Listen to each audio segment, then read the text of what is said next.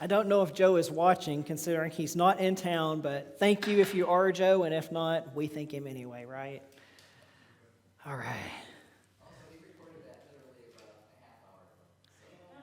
Yeah. For those of you online, who did not hear that, Pete said that Joe recorded that about an hour ago, so that was literally like fresh this morning.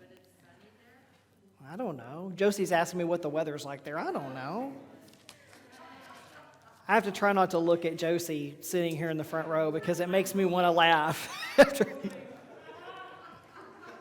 She's got that contagious laugh, and you missed it earlier with her up here. She's got that contagious laugh, so this is completely off subject, but several years ago when I was a child, my mom took my sister and I to church, and we were sitting in the balcony of the church. Thank goodness we were like up away from everybody else. And for some reason, my sister started laughing. She's back there trying to contain herself. It's in the middle of the Baptist pastors up there.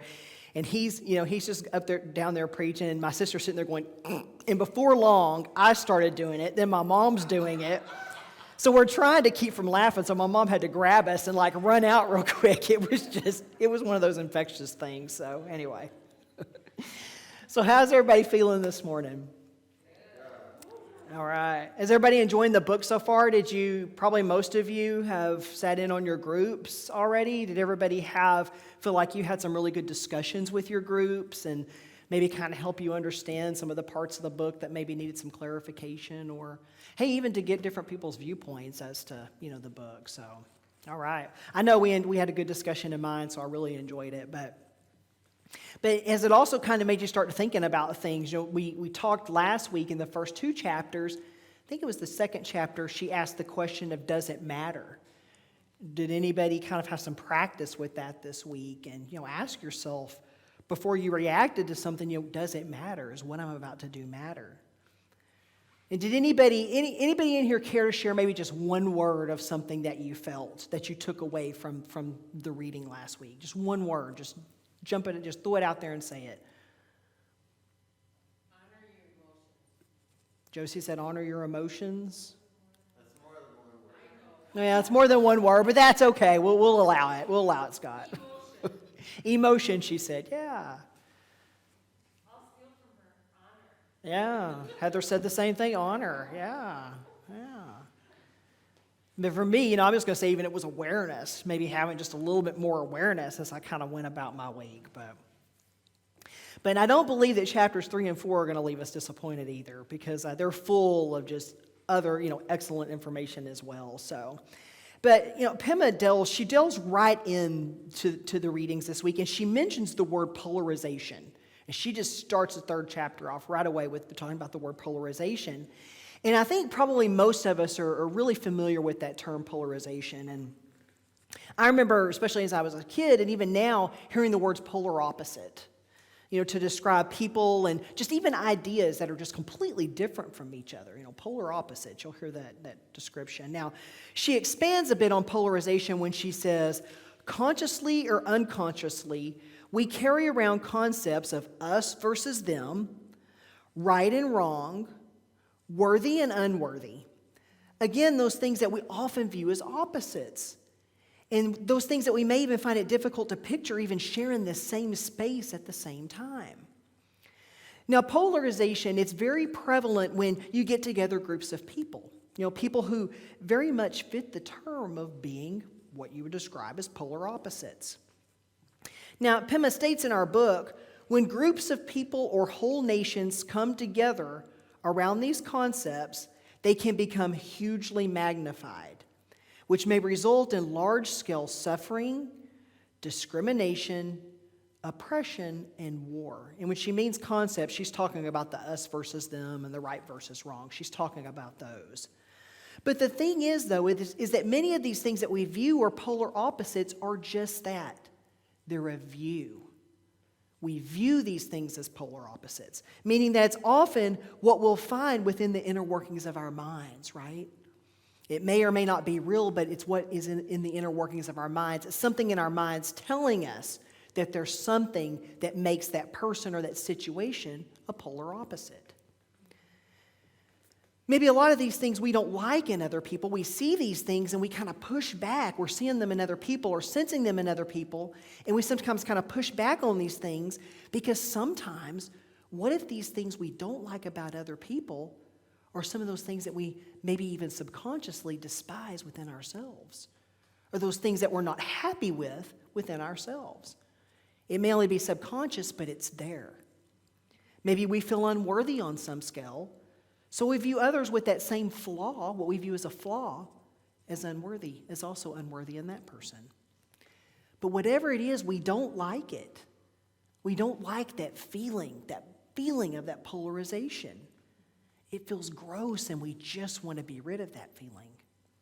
Oh, those people from other countries over there? No, I don't like them. Let's just get them out of here and I won't have to think about them anymore. Oh, you say they're fleeing due to violence in their own country?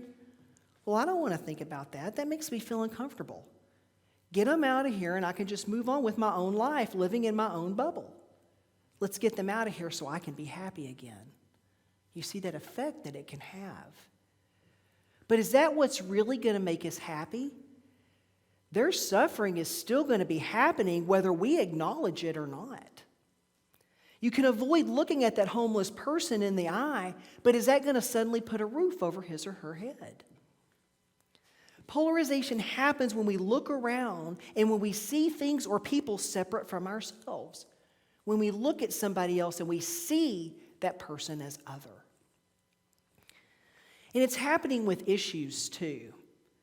Think about the things right now that you are personally against. Then think about the other side.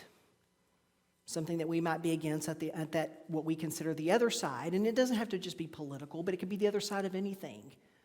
Something that we're against that somebody we view on the other side is for.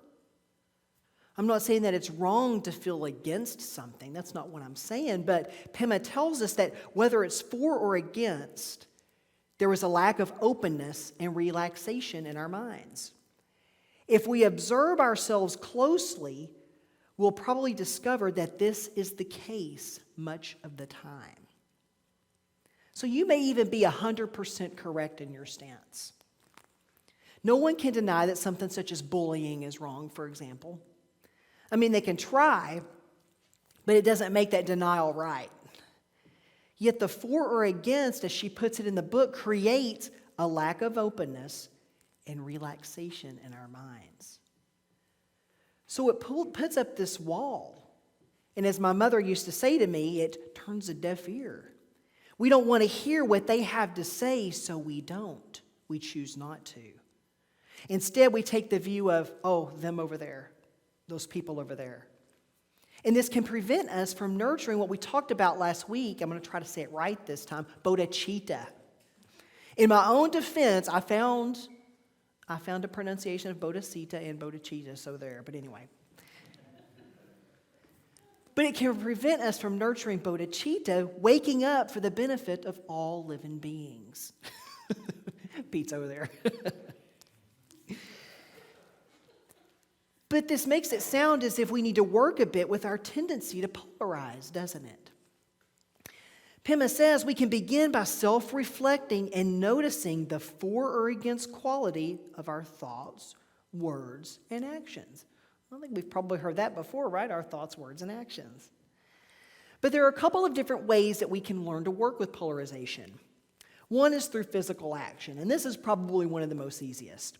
We either do or we don't when it's physical. She uses the example of a spider in a book.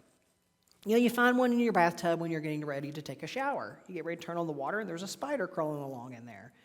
And you've got just one of two options then when you see that spider. You can either turn on the water and drown the spider, or, as she says, you can grab a piece of toilet paper and pick it up and gently put it back outside. And we just make our decision, you know, and then we just go off and do our thing, don't we? Probably lots of times not even giving it another thought. But it's a very big deal to that spider, though, isn't it? I mean, I'm sure that spider probably wants to live. Otherwise, it wouldn't try to scurry away from you when you put your hand close to it. And that's something that we as living beings probably all have in common, isn't it? We all want to live. It's 99% likely that most of us are going to look both ways before we cross the street. And of course, we do this because we're taught to do it at a very young age. But we've also got the willingness to live. And crossing the street without looking both ways could very well affect that, couldn't it? So we look both ways. And saving that spider might be a pretty big event for the spider, but it's also a major event for us as well. Because as our book states, it nurtures my awakening heart. So remember again the question we asked last week, does it matter? This is an example as to where that question becomes very applicable in our daily lives. Maybe it's not the spider. Maybe it's making the decision to prevent ourselves from causing harm to another person. Not just physically, but with our words and our thoughts as well. When we take the time to approach each and every moment with a heightened awareness of our actions, we also begin to lessen that gap between us versus them, bringing us a bit closer to each other with each decision that we make. But unfortunately, however, we sometimes let guilt begin to interfere. We let guilt begin to interfere when we deal with polarizing actions. And maybe that guilt is from a religious upbringing or something else. But we end up feeling guilty, and we tend to kind of bury ourselves in those feelings of guilt sometimes. And those things can follow us for many years if we let them, can't we? Those guilty feelings. But does it also help us to bridge that gap of separation when we hold those guilty feelings? Does it actually help heal us versus them when we're walking around holding on to those guilty feelings? What if instead of feeling guilty, we view it as an educational moment?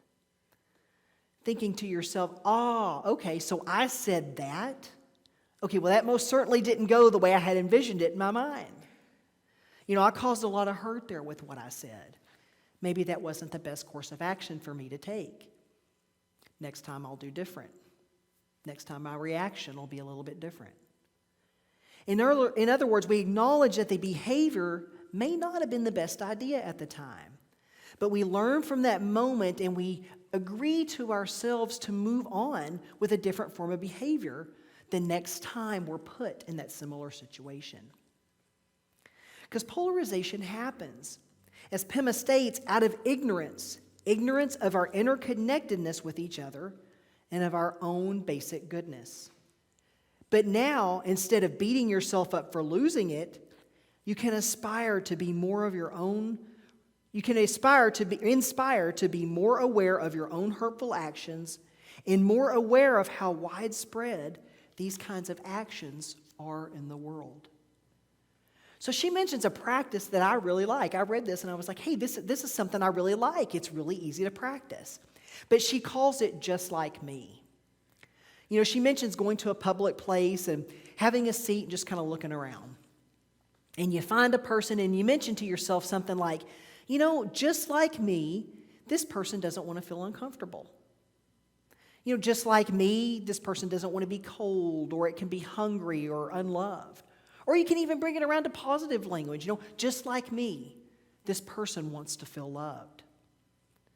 And when we do that, it puts more of a personal interconnectedness on it, doesn't it? We have religious and political differences. Nobody can deny that, especially with what's going on right now.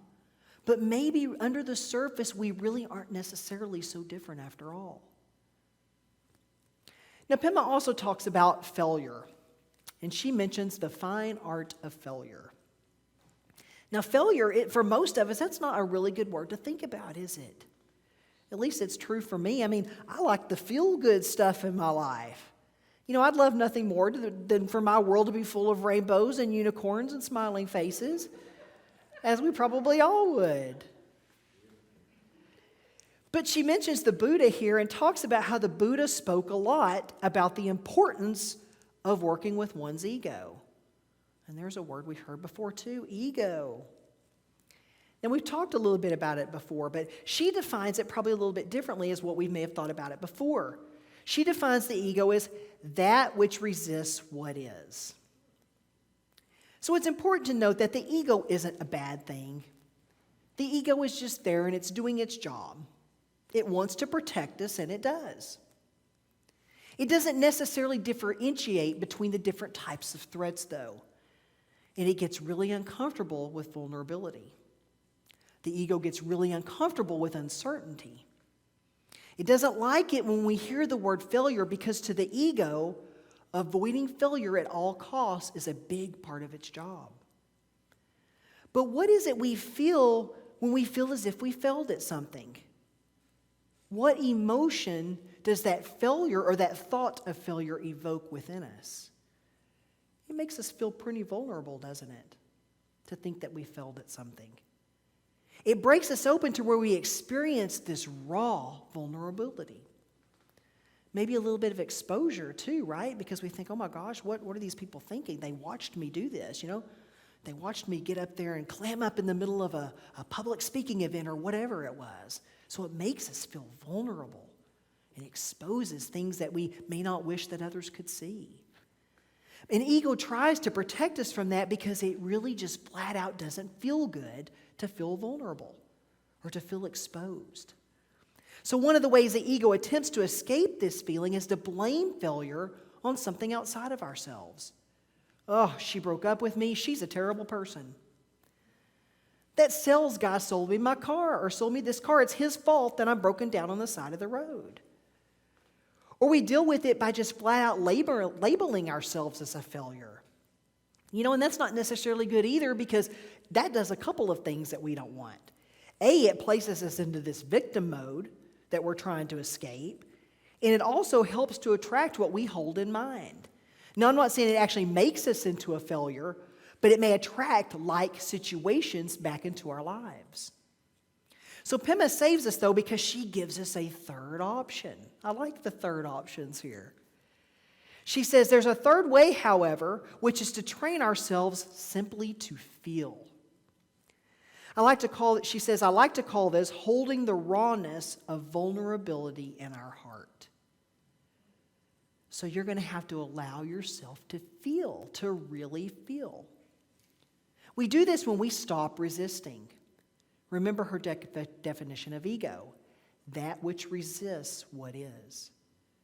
So what happens when we try that? What happens when we try to resist what is? First, there might be a physical sign. We might feel tightness somewhere in the body, something that feels a little off within ourselves. But what if we were to just give into that for just a moment? Just say, okay, I feel that there. I acknowledge that there. I'm going to sit with it for a minute. I'm just going to allow it to be. To just allow ourselves to just feel that discomfort. Now, Pema mentions, this is another one. I hope that I don't botch up with my pronunciation. She mentions Trungpa Rinpoche in our book and talks about how he once said that we don't have the patience to stay within uncomfortable feelings for even 3 minutes. So Pema said in response to that, 3 minutes? That would be enough to win you some kind of a grand prize. Made me feel a little bit better when I heard her say that. Because it takes a little bit of work to sit within the uncomfortable. That's why we practice and we give ourselves permission to go at our own pace, because the ego is going to try to resist. This doesn't feel good, let's get out of it quickly. But we have to learn to sit with it. The ego tries to interfere with it sometimes, though. It wants a solution, and it wants it now. Anybody remember, I think her name was Veruca Salt from Willy Wonka and the Chocolate Factory? She wanted the golden goose that laid the golden egg, and she wanted it now. That's the ego in the background. It wants it now. It doesn't like to float around in this space of uncertainty. It wants, as she states in our book, resolution to control impermanence. It wants something secure and something certain to hold on to. It's grabbing at everything it can grab onto. So one of our dogs was in the backyard the other day, and I take a minute, I look out the window, and I see him, he's back there just flailing his head all over the place. And I could tell that something wasn't right. So I go out there, and I find he's managed to get himself into some burrs. One of the plants that he managed to get into was full of burrs. It was stuck like clear across his head. And he wanted nothing more than to get rid of it. He was like in full-blown panic mode. And that's the way the ego reacts as well. It wants to shake it off, and it will go into panic mode until it just shakes it off and is free of it. But what happens when we just try to stop it, shaking it off, even for just a moment? When we just sit within those feelings and we allow them to be despite how uncomfortable they may be making us feel. Despite the raw, pure emotion that those feelings are evoking at any given time. When we do this, we begin to, as she states in our book, gain a little insight into how things really are. We're then able to transfer that energy into something else.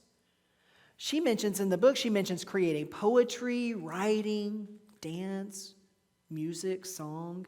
It can be anything for you. It's just a transfer of that energy. But closing down that vulnerability isn't as helpful or as useful as we like to think it is. It may be for a moment or two. We may think we feel better for a little while, but it's always going to eventually come back. It's always going to come back. And she also mentions how it can sometimes mask itself in other ways, through addictions or aggression or violence. But when we allow ourselves that moment to just truly feel, we begin to break open this space within our hearts. This space that often allows the best part of us to come out and to be in the world. So as Trungpa Rinpoche said, there are sounds that you've never heard, smells that you've never smelled, sights that you've never seen, and thoughts that you've never thought.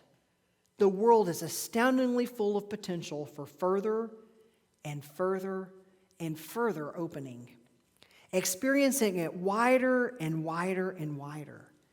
When we learn how to hold the rawness of vulnerability in our hearts, we will be able to experience our minds and hearts as vast as the universe.